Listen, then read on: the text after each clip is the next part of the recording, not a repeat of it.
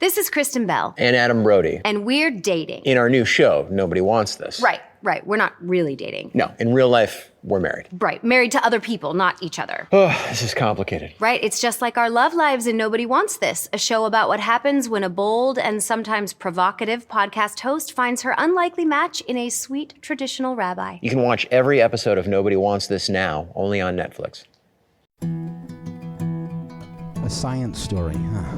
These NYU scientists, I felt right. I was so And I just thought, well, I had figured it out. it was that golden moment. Because science was on my side.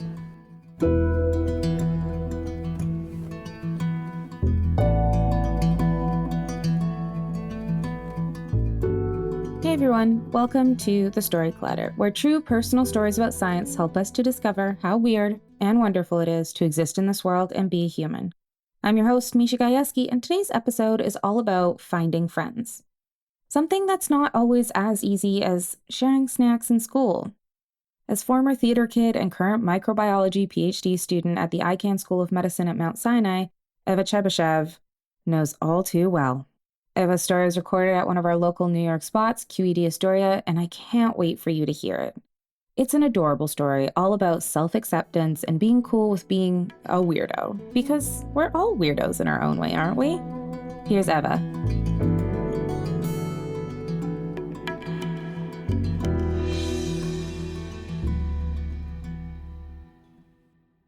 Okay, so my first grade class is sitting in crisscross applesauce, patiently, uncharacteristically, quietly waiting for the results of the end of the year class superlatives to be announced. Now, I'm not going to go into the details of how problematic of an idea it is to have 6- and 7-year-olds socially rank each other and prescribe labels that would follow those kids for years. Except that among the classics, like most likely to be president and most fashionable, there was also the arguably questionable coolest girl and cutest girl. Now you're probably wondering what identity I was saddled with as an impressionable 6-year-old who already felt like she didn't fit in. Smartest girl? Nope. My fellow first graders unanimously voted me most organized. And I was proud. I took it as a compliment until recess, when I overheard some of the girls in my class giggling to each other. Too bad we couldn't vote weirdest girl or teacher's pet. She's such a freak. Sitting behind a nearby tree, I curled up with my favorite pop-up book, the fold-out atlas of the human body, and cried, soothing myself by tracing the path of blood through the heart with my finger over and over and over and over and over and over again, until my silent tears stopped falling and my stomach stopped hurting. You see, when I like things, I don't just dip my toe in. When I like something, I do a full deep dive into full-on obsession and want to know everything about it. I collect fun facts like Pokemon cards to hand out and trade with other curious kids, but somehow I always overdo it and scare them away. I don't understand this invisible line of being too excited or too much. Why is it bad to be passionate? I try to restrain myself. I do. I bite my cheek until it bleeds, and I sit on my hands to keep them from springing upwards to answer a question when I'm worried about being a show-off. I quickly flip my exam paper over so no one can see the perfect score I got and make fun of me for being a know-it-all. I try so hard to shield my overwhelming or annoying personality with a carefully curated mask of indifference, but it doesn't work. It never works. In science class, I overhear a classmate complain, "Ugh, why are bug bites so itchy?" And I feel the urge to share the reason bubble up inside of me like a kettle about to scream. And I try to push it down, but wait, this is AP biology. We're all nerds here, right? I mean, maybe they'll appreciate having their rhetorical question answered and share their cool fun facts, and then we'll become best friends and get to hang out and have sleepovers and talk about microbes and fun animal facts together. I bounce over to them excitedly and say, "It's because when you get bitten, your body sends out itching signals called histamines, which attract immune cells to the wound site to defend your body. And it's actually the same thing that happens with allergies, which is why allergy medicines like Benadryl are called antihistamines, because they actually fight off the histamines because you don't want an immune response. But it also depends what you mean by bug bite, because mosquito bites specifically are extra itchy because mosquito spit actually has the power to keep your blood from clotting like it normally would when you get cut. Isn't that so cool?"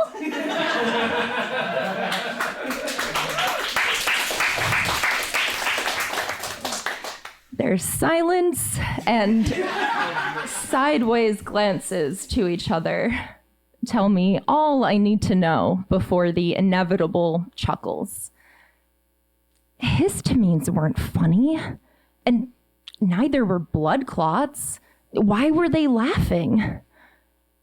Oh, right.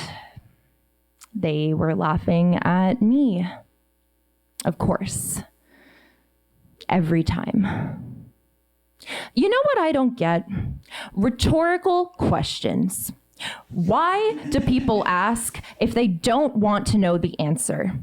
Why do they shame me for providing one? How are they satisfied just not knowing?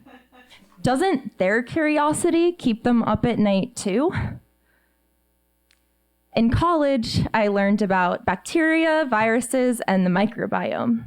You may know the microbiome from its acting debut in the Activia yogurt and Dove body wash commercials, but it's so much cooler than that. Okay, without geeking out too much, did you know that of all the DNA in your body, only about 10% of it is actually yours? The rest belong to the millions of bacteria, fungi, and viruses that call your body home, protect you from all kinds of disease, help you digest food, and may even influence your diet and behavior. Without your gut microbiome, it would take 50 years to digest a hamburger. So microbiology became my new special interest. And once again, I stuck out by being too passionate. What can I say? I found kinship with these tiny little freaks, trying their best to be helpful and useful, but so misunderstood and labeled as a germ. And this one time in college, we had an hour downtime in lab, and while everyone else worked on homework, I decided to look at my hair and dead skin under the microscope. And the others weren't really about it. They said, "Ew, that's so gross, Eva." And here I was, confused, dismayed, and betrayed, because here was a class of exclusively biology, biochem, and pre-health upperclassmen, okay, future scientists, doctors, nurses, dentists, PAs, and I was still the weird kid. Would I ever find my people who wouldn't look at me like I was the specimen on display if I rambled about how absolutely whack rabies virus is, or show them the musical theater science parody song that I randomly came up with the night before.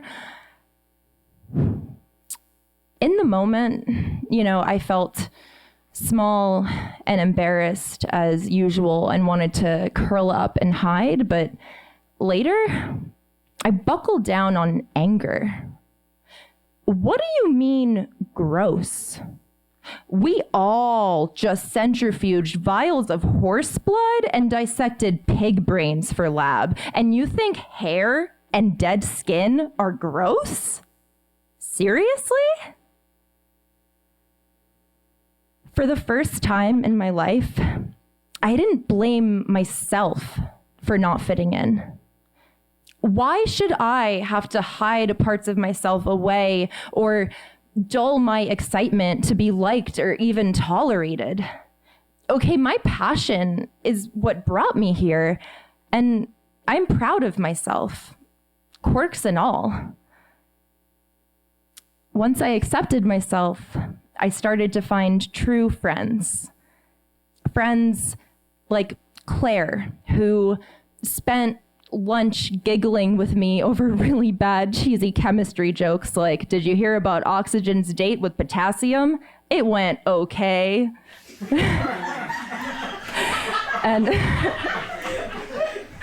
And friends like Tessa, who shows up to our first PhD seminar wearing bacteriophage earrings and an antibody necklace. Another friend tells me that when she was in high school, she was voted most likely to build their own boyfriend. So maybe most organized is actually pretty tame. I wish that I could go back in time and see that little girl crying into her anatomy book. I would hold her so tightly and say, Eva, there is nothing wrong with you. And you don't need to be embarrassed about how smart you are. You don't need to dull your light or to hide your passion or anything and change for anyone, because your curiosity will carry you to distant places with so many cool opportunities. And one day, you won't even care about what other people think. I promise. You are worthy of love just the way you are.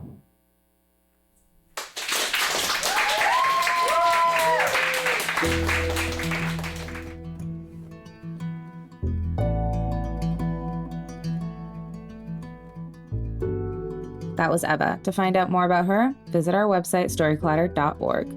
Being a storyteller on stage is just one way to make story clutter happen, but if standing alone in the spotlight in front of an audience doesn't speak to you, maybe becoming a story clutter donor might be more your speed.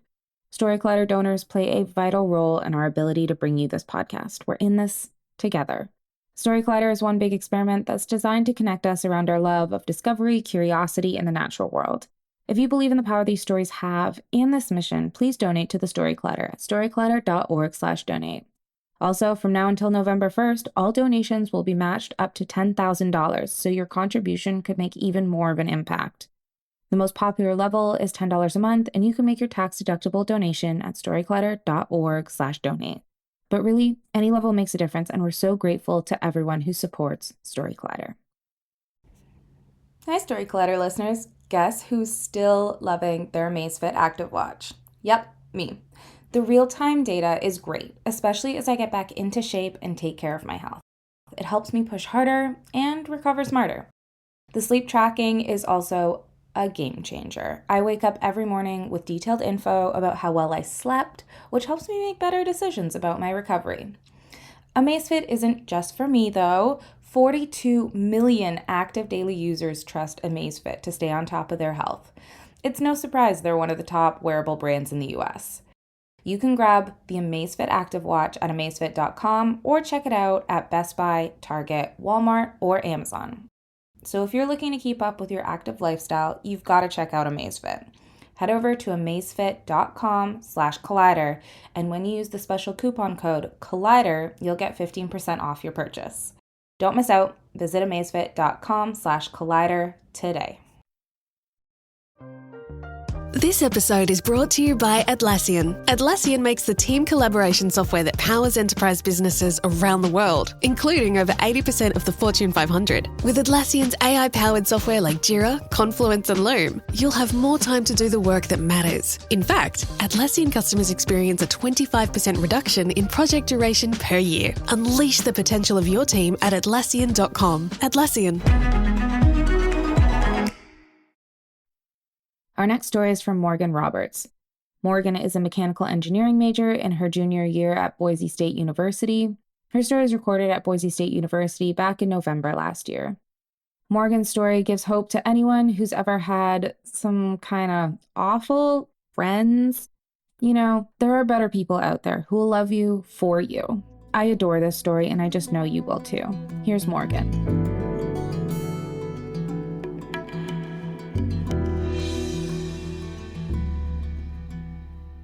So growing up, I had a best friend, and we had the perfect childhood that every kid dreams of. We were the same age, next door neighbors, and we had the same elementary school teachers. We spent every single day together, and I adored her with all my heart. She had my soul, and as an extremely emotional person, that meant so much to me. Every day we would spend together, we would be playing like we were demigods from the Percy Jackson series, or like we were in the Hunger Games, building obstacle courses, making dances. We did it all. And as we grew up into 13-year-old teenage girls, all we wanted to do was fit in. So for me, that meant playing sports, straightening my crazy head of hair, or trying mascara for the first time, which was a big deal to me back then.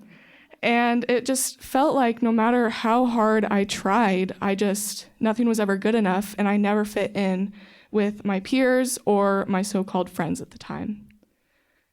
One day, I found myself sitting at the cafeteria in our middle school, and the room was just buzzing with activity, you know, middle school cafeterias. And I was sitting on the edge of my friend group, and like where I normally sit, and we were all at our designated spots at our designated table, and my best friend was sharing a story in a lively tone, and everyone was chipping in, just adding to the story, and just having a good time having conversation. And for me, who was extremely quiet back in middle school, I added into the conversation because I wanted to feel included, I wanted to feel heard, and I wanted to be a part of with my friends. And when I said something, my best friend looked at me, and she just rolled her eyes and completely dismissed me as if I didn't even deserve a glance without an eye roll and a scoff in response. So being that best friend that I've spent so many years with and who held my heart just completely crushed it to dust without a single thought. So having my self-confidence and self-worth on that very last straw, it just snapped. All my insecurities and everything just fastened itself around my chest. And my cheeks flushed, my chest just burned, and tears pooled in my eyes, worsening as the friend across from me looked up at me in pity. And at that moment, I just knew I couldn't stick with those people who treated me like I didn't deserve to be there, like I was invisible, and they didn't care about my presence, let alone my feelings. So after that, I kind of just threw myself into school. I had done well in school in the past, loved math, loved science, but it just seemed like ever more important that I do well in my studies to at least prove myself with my intelligence, if nothing else. So over the next few years, I just numbly floated throughout middle school up until high school, and acquaintances and friends kind of came and went, but I was essentially alone. I would sit at lunch alone. I had no one to sit with, and it was heartbreaking. I was all alone. So after that, I kind of was just trying to prove myself in my studies, but it seemed like no matter how well I did, it was never good enough, and I was just never smart enough. And not only did I was doing bad in school, I didn't deserve to have friends.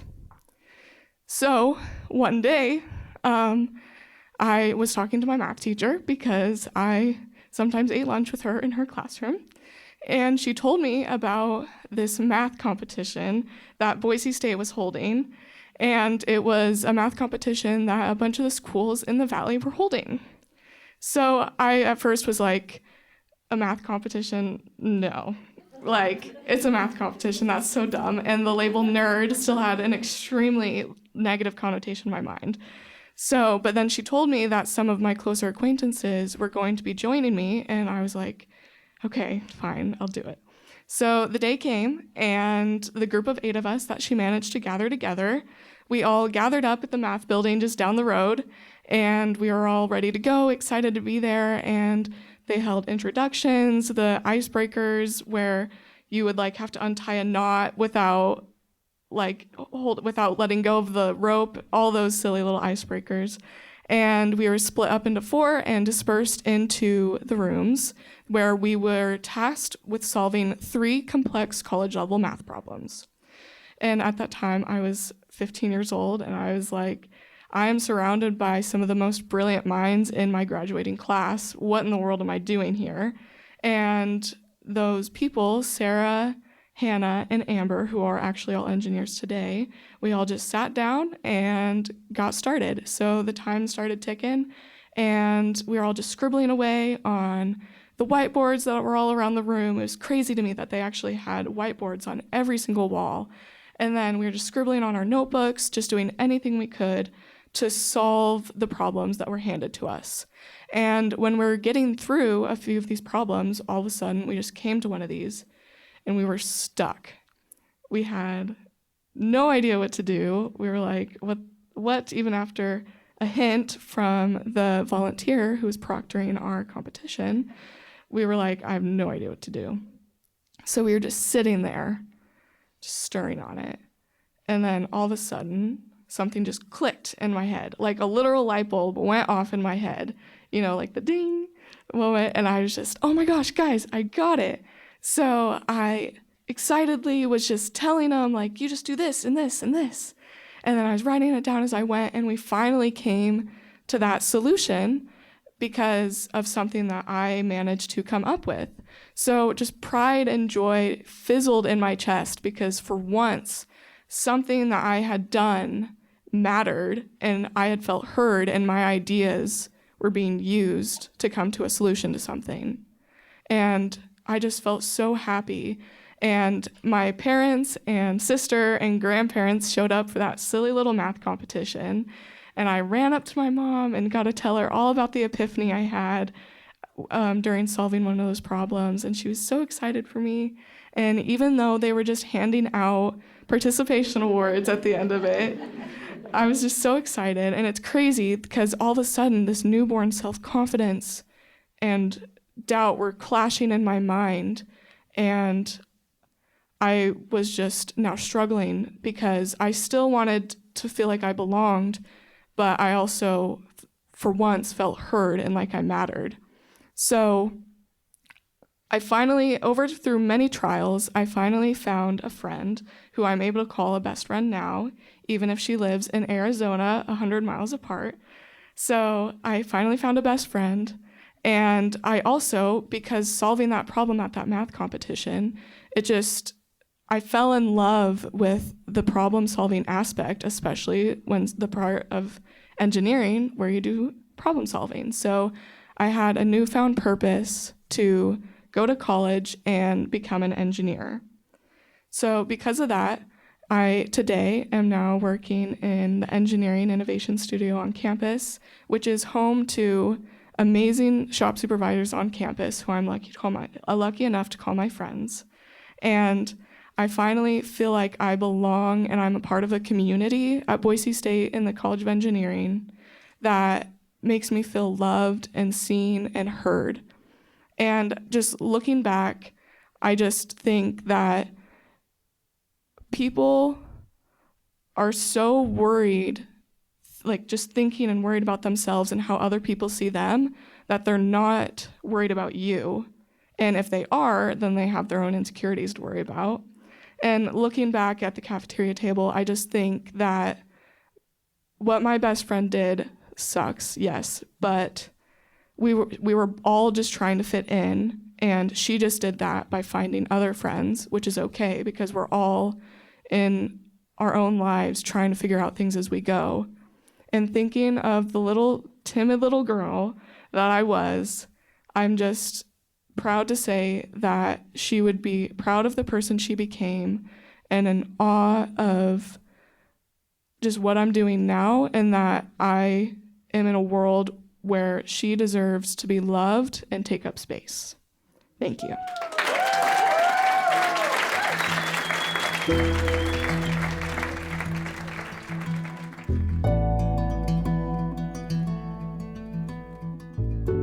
That was Morgan. If you'd like to learn more about her, visit our website, storyclatter.org.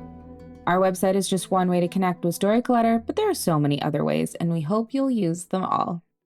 You can always follow us on social media. We're on Twitter, Facebook, Instagram, and TikTok. Head to storyclatter.org to become a financial supporter, or if you want to come to one of our shows, start your own Storyclatter show in your community, or even learn how to tell your own science story, you can learn all about that on our website too. This podcast is produced by me, Misha Gajewski, along with Jen Chen, Nikisha Roberts-Washington, and Aaron Barker, Executive Director and co-founder of the Storyclatter. The stories featured in today's episode were produced by Grant Bowen, Tracy Segarra, Mesa Salida, and Gastor Almonte. Special thanks goes out to Storyclatter's board and team.